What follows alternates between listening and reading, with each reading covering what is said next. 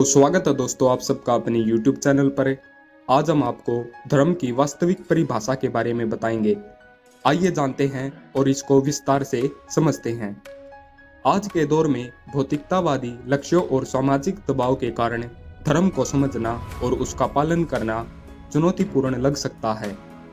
स्वामी मुकुंदानंद धर्म की परिभाषा स्पष्ट करते हैं और बताते हैं कि कैसे हमारे दैनिक जीवन को सही सिद्धांतों के साथ जोड़कर हम अपने जीवन की अराजकता और जटिलताओं के बीच भी शांति और जीवन के परम उद्देश्य का प्राप्त करने के लिए सशक्त हो सकते हैं।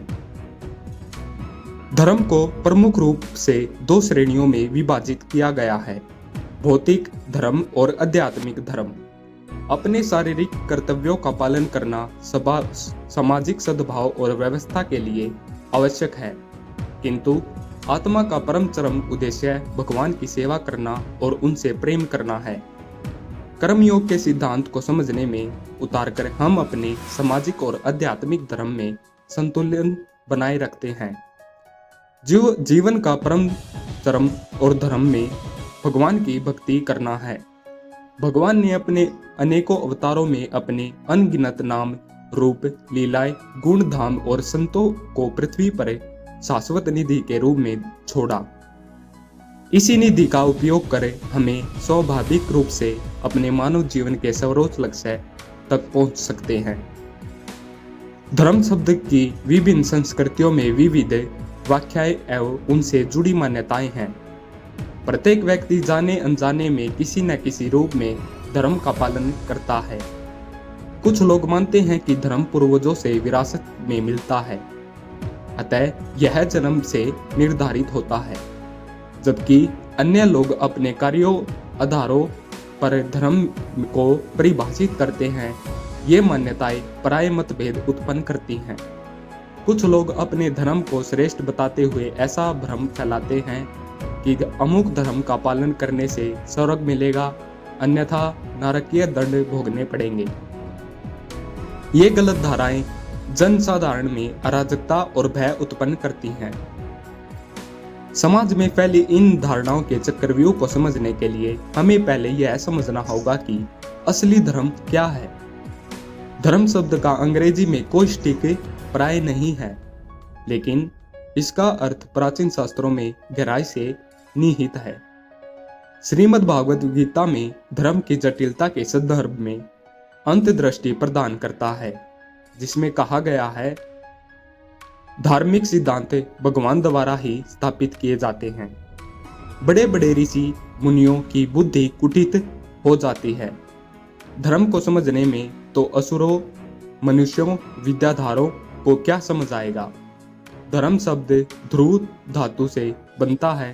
ध्रुव धातु का अर्थ है धारण करने योग्य, जो आचरण, विचार, उसूल, मूल्य और सिद्धांत धारण करने योग्य हो, उसे हम धर्म कहेंगे।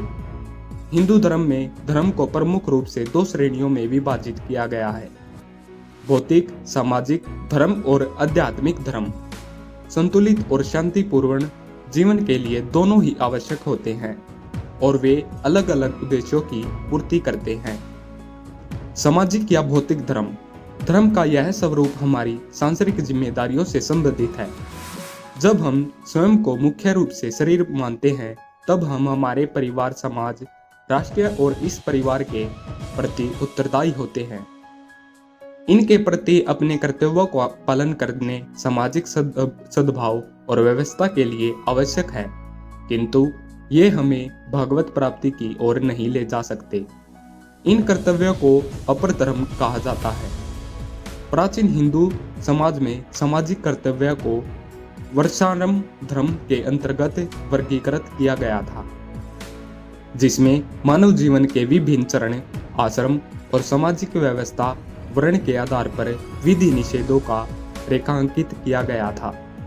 हालांकि इनमें से कुछ नियम आधुनिक काल में प्रासंगिक नहीं हैं, लेकिन वे हजारों सालों पहले समाज को संगठित करने और मार्गदर्शन करने में महत्वपूर्ण थे।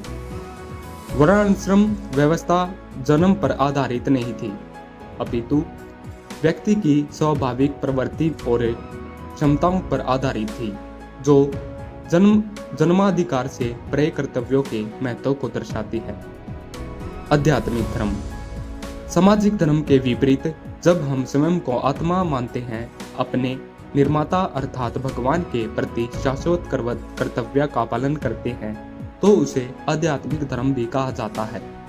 इसे परधर्म या सर्वोच्च धर्म भी कहा जाता है। इसका मूल आधार यह है कि आत्मा का चरम उद्देश्य भगवान की सेवा करना और उनसे प्रेम करना है।